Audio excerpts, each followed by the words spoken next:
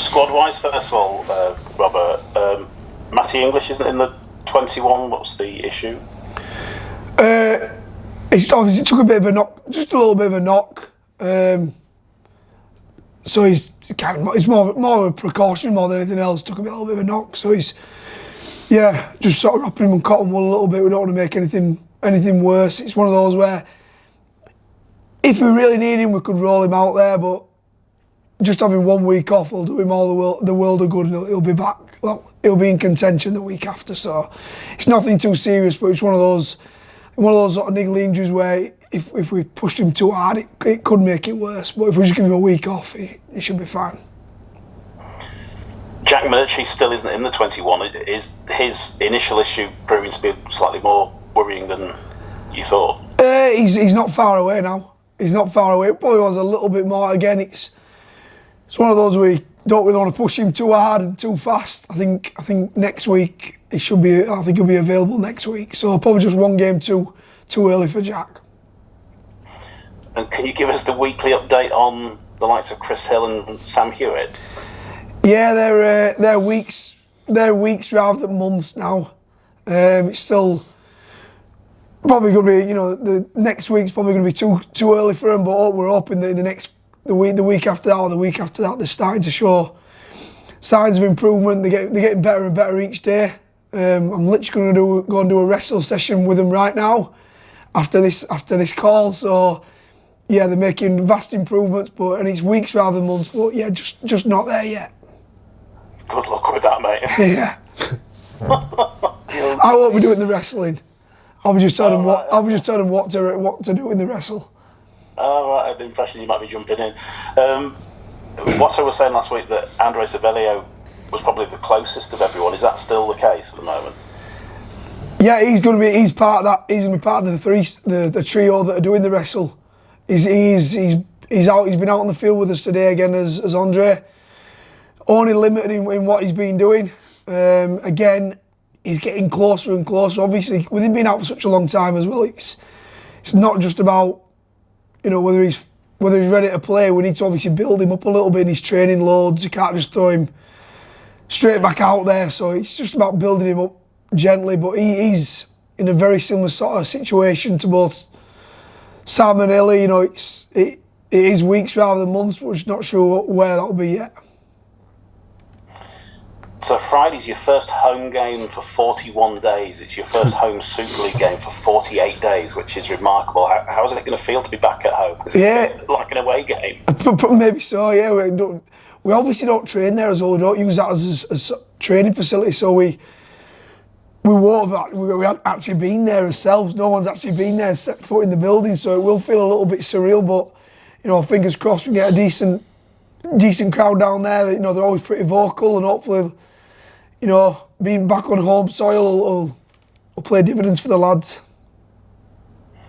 What can you say about the resilience of the group this year as well? That of the 8 away games that you've played so far, that you've won 6 of those.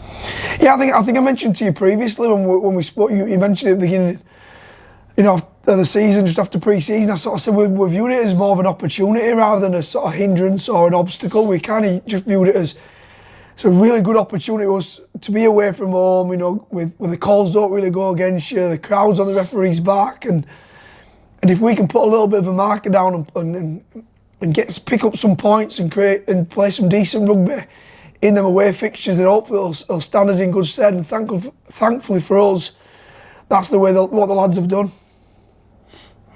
What's your take on Salford then at the moment?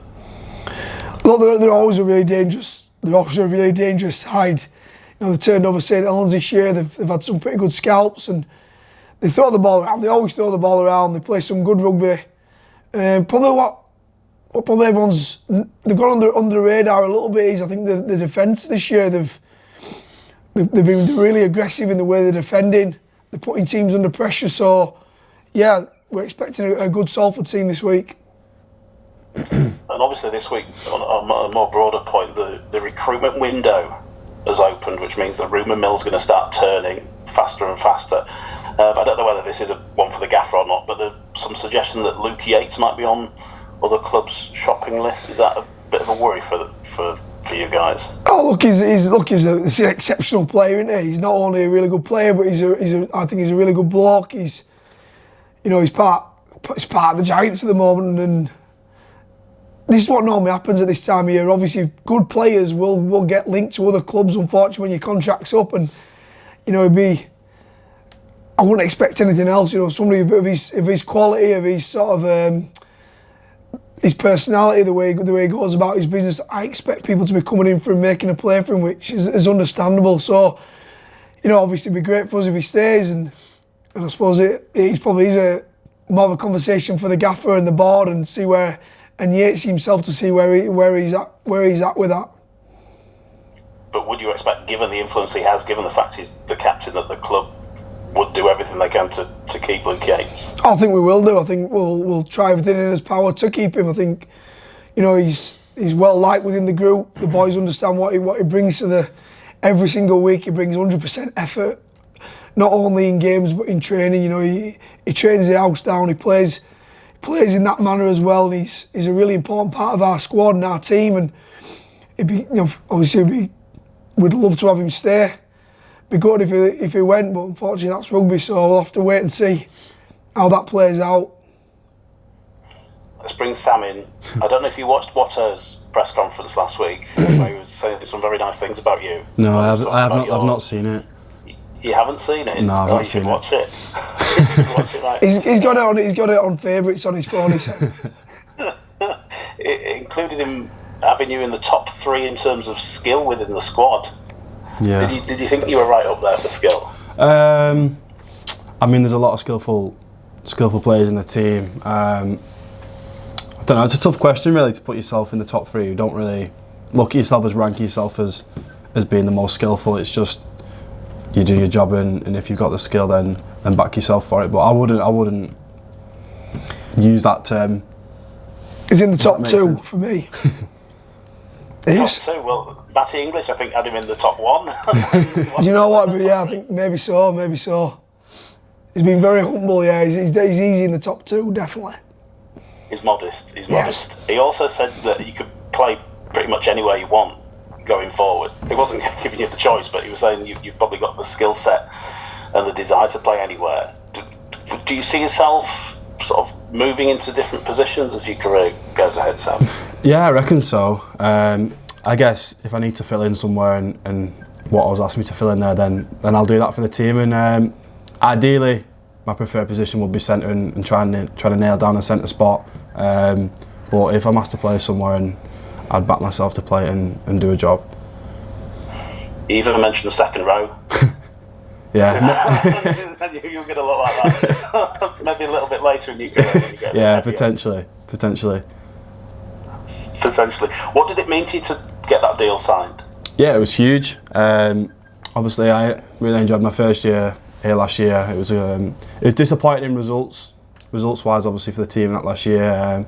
But it was good for me to get a lot of exposure to playing week in, week out Super League, and I enjoyed every minute of it last year. And when the deal came about, it wasn't really a doubt in my mind, really, to be honest. It was a pretty easy decision to stay. And we've just said about the resilience this year that we've seen in front of our very eyes. Do you detect a different vibe among this group this year? Yeah, I do. Obviously, I wasn't there in the 2022 year when they had a great year and stuff like that, so I don't really know what it was like. But I came in last year and it was this. I could imagine it was the same sort of vibe in pre-season and start of the year and stuff like that. We were pretty confident in ourselves, and we had a few tough results at the start of the year, but we knew we were in them games. And then I wouldn't say the resilience wasn't there, but there's definitely a different feel about it this year. I can't really put my finger on what it is, but I feel like everyone just seems to be mates and getting on and wanting to work for each other, and I think that makes a massive difference. How will it feel for you being at home on Friday? I know, like you said, it's been a while, but like Robbo said, we've took it as a challenge and trying to take as many positives out of having however many away games. And no, it'd be good to be back home and hopefully get some wins back at home. And just lastly for me, what's your take on your own contributions so far this year? Have you got 5 tries from 5 games, something like that? Yeah, 6 in 5. But 6 in 5, sorry. Yeah, Cam's fault. Yeah, no, it was good to get a few games under my belt, and then I had a little niggle in my quad and missed the Hull FC away game, and then we win that game. We win the quarter final away in Catalans, and it puts me a little bit out of the squad. But I just keep trying to turn up every day and put my best foot forward to get back into the team. But yeah, no, I've been happy, but obviously there's still a lot more to do. Well done, mate. Well said. Good luck on Friday. I'll pass you over to the other guys. Thank you very much. Hi guys, how are you doing? Just a few for Luke, please. And I realise Watto's giving you a few tough carries today, but can you say anything about the club's interest in George King? Yeah, I'll look again. He's probably above my pay scale, but what I can say about him is I think he's a really good rugby league player. You know, we've had his brother here, who's a top bloke, and if he's anything like his brother, I think he'll be a really good fella too. He tries really hard, puts his best foot forward each and every week, and he's definitely a player that'd make anybody's squad better. I feel. How far, what's going on regarding all that stuff is probably it's a question for the gaffer, not me. Yeah, good stuff. You answer all the questions in one there. Is this a difficult period to negotiate as a coaching staff with so much going on off the field and on top of the performance side as well?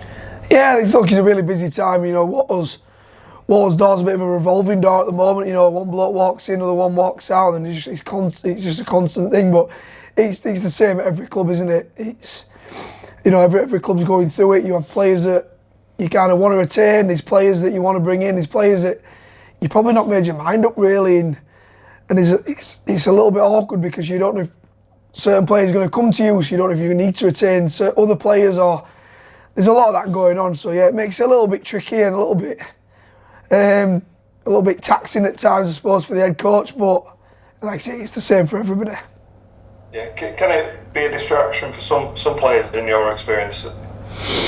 Oh, look, I think you know, you're dealing with 30-odd blokes. You've got different temperaments. You've got different people from different backgrounds and different sort of motivations to play. Really, you know, some players, it's me being honest, some players play because they want to win trophies. Some players play because they're good at it. They don't have anything else. Some players play for money.